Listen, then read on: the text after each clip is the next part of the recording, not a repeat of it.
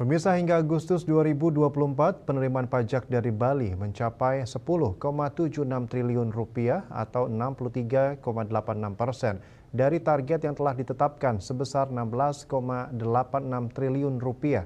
Angka ini mengalami pertumbuhan 28,79% YoY.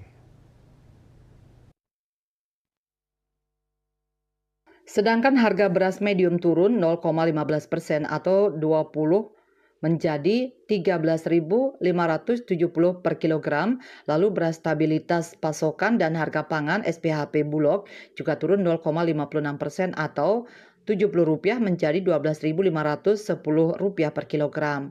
Sedangkan harga komoditas bawang merah naik 1,96% atau Rp540 menjadi Rp28.150 per kilogram.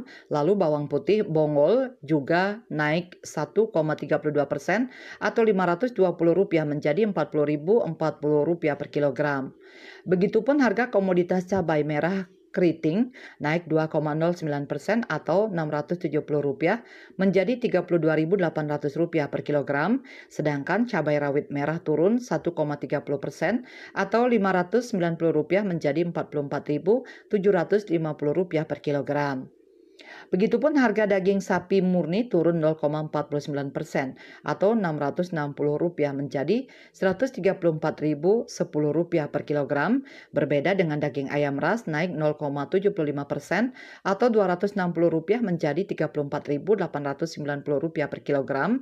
Begitupun telur ayam ras naik 1,76% atau Rp500 menjadi Rp28.850 per kilogram. Berikutnya harga kedelai biji kering impor juga terpantau naik 0,74% atau Rp80 menjadi Rp10.880 per kilogram. Lalu gula konsumsi naik tipis 0,51% atau Rp90 menjadi Rp17.880 per kilogram. Kemudian harga minyak goreng kemasan sederhana naik 0,66% atau Rp120 menjadi Rp18.190 per kilogram. Lalu minyak goreng curah turun 0,74% atau Rp120 menjadi Rp16.190 per kilogram. Berikutnya harga tepung terigu curah turun 1,28% atau Rp130 menjadi Rp10.030 per kilogram.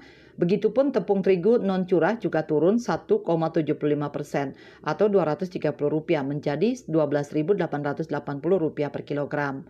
Kemudian harga jagung di tingkat peternak juga turun 0,50% atau Rp30 menjadi Rp6.000 per kilogram. Lalu harga garam halus beriodium turun 1,04% atau Rp120 menjadi Rp11.400 per kilogram.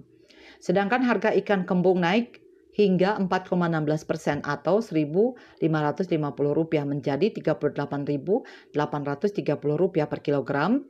Begitupun ikan tongkol naik 1,79% atau Rp570 menjadi Rp32.410 per kilogram. Berbeda dengan ikan bandeng terpantau turun 1,27% atau Rp420 menjadi Rp32.690 per kilogram. Bisnis Bali melaporkan.